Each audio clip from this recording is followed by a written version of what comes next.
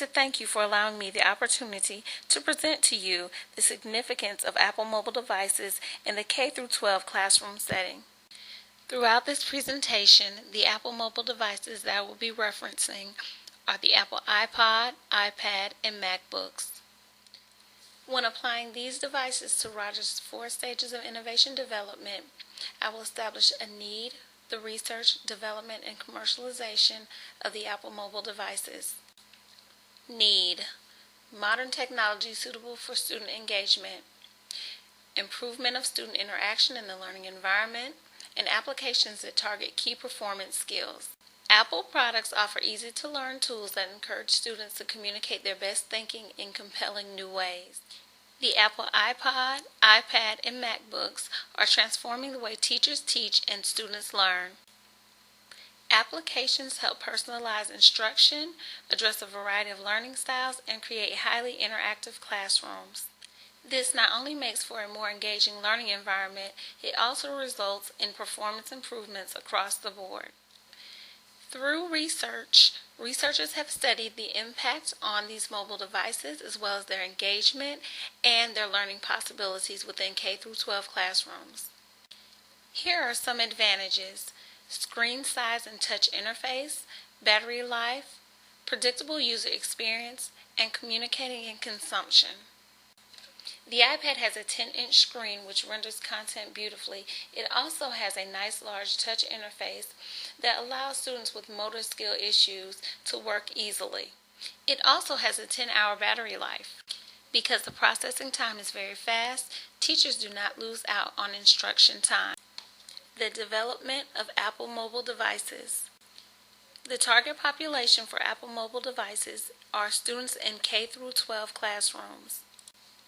Things that may prohibit the development are access and financial responsibility. Apple will be heading the commercialization of these products. The Apple Corporation is one that has a very strong consumer base.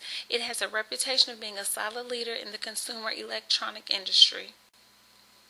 The innovation decision process is a process through which an individual or decision-making unit passes from first knowledge of an innovation to forming an attitude toward the innovation, to a decision to adopt or reject, to implementation of the new idea, and to confirmation of the decision. In looking at this process in regards to Apple mobile devices timeline, in 2004, iPod research was done by Duke University. In 2005, the Chapin School experiment was also conducted. These studies demonstrated the advantages of using Apple mobile devices inside of the classroom setting. In 2009, MacBook Learning Labs were set up in classrooms all across the United States. In 2010, students chose to only use MacBooks in their learning environment. Also in 2010 was a debate of pros and cons of iPads and iPods in classrooms. In 2011, there was a vast amount of Apple mobile devices in classrooms across the United States. Although there is a vast amount of Apple mobile devices in classrooms at this present time, let's look at the characteristics of adopters. Innovators. Innovators are the first individuals to adopt an innovation. Early adopters. This is the second fastest category of individuals who adopt an innovation. These individuals have the highest degree of opinion leadership among the other adopter categories. Early majority. Individuals in this category adopt an innovation after a varying degree of time. This time of adoption is significantly longer than the innovators and early adopters. Late majority. Individuals in this category will adopt an innovation after the average member of society. Laggards. Individuals in this category are the last to adopt an innovation.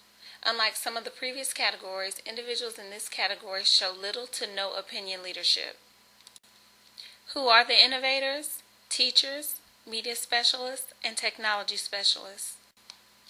These individuals are looking for ways to improve instruction, as they are the individuals who consistently work with students on a day-to-day basis. Media Center Specialists and Technology Specialists are usually the individuals who retain an extensive wealth of knowledge when it pertains to modern technology. Therefore, they would be the individuals who would instruct the staff on the benefits of incorporating these devices into the classrooms. The early adopters would be students who find using technology interesting, stimulating, and engaging. The early majority would be school administration and parents who are looking for effectiveness in instruction. The late majority would be parents and teachers skeptical about using gaming and open access devices. The laggards will be teachers uncomfortable with implementing instruction using technology. The S-curve shows a steady rate of adoption from the time period of 1991 through 1992 with slight increases from 1993 through 1999.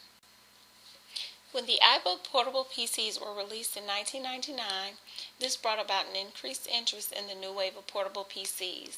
Although the iPod was released in 2001, its place in education did not appear to flourish until 2004, when Duke University began researching the benefits of its use in the school setting. After the MacBook line of PCs were released, Apple began to dominate the educational arena.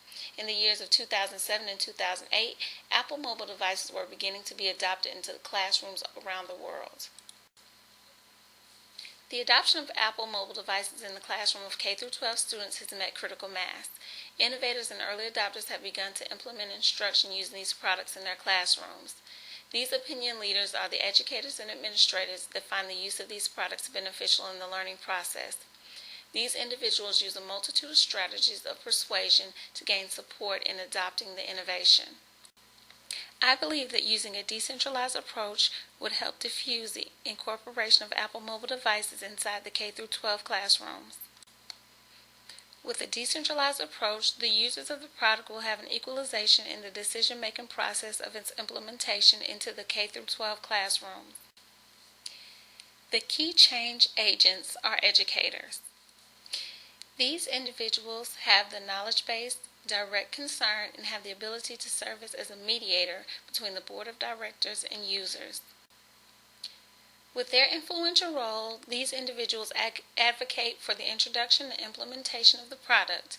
The individuals maintain appropriate communication among all members of the diffusion system in the attempt to establish a rapport that demonstrates credibility.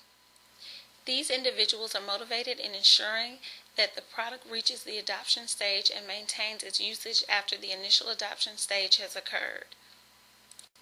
Why adopt Apple mobile devices for K-12 students? They are user-friendly, they promote individualized creativity, applications cater to student learning levels, applications are content-specific, learning can be accessed anywhere, they're most cost-effective than other response systems, reflection of modern communication, proven to increase student achievement, and they encourage collaboration. Apple products inspire creativity and hands-on learning with features you won't find anywhere else. They are easy to integrate into any curriculum, and upon integration, you'll see teaching and learning in a whole new way. Thank you for your time and consideration.